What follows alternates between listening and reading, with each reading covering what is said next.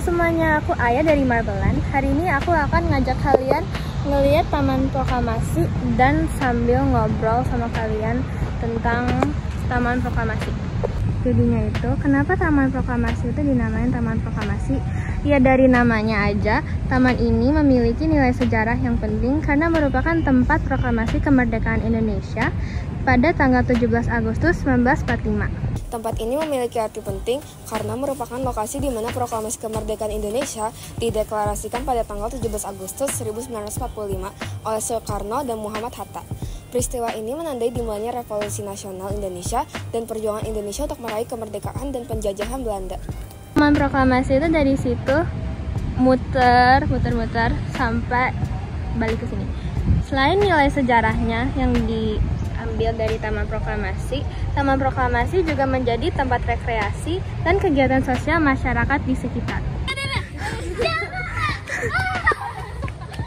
Taman Proklamasi adalah situs penting bagi warga negara Indonesia dan pengunjung internasional karena mewakili momen penting dalam sejarah bangsa.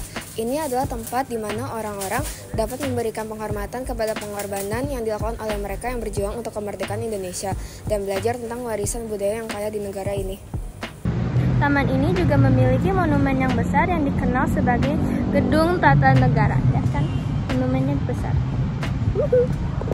Di dalam gedung ini terdapat museum yang memamerkan berbagai artefak dan pameran yang berkaitan dengan sejarah politik budaya Indonesia.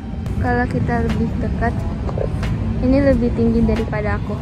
Di sini juga ada teks proklamasi, bisa dilihat itu gede segede itu, asli kayak wow.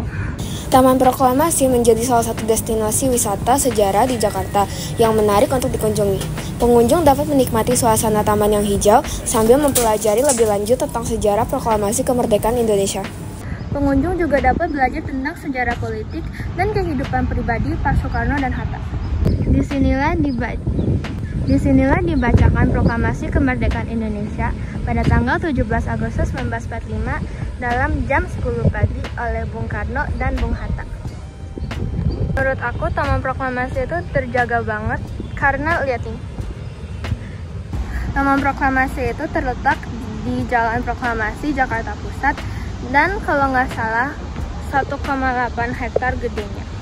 Taman Proklamasi juga sebenarnya kalau aku ngeliat itu fasilitasnya udah cukup lengkap ya, dari tempat main anak ke kamar mandi dan lain-lain. 1, 2, 3.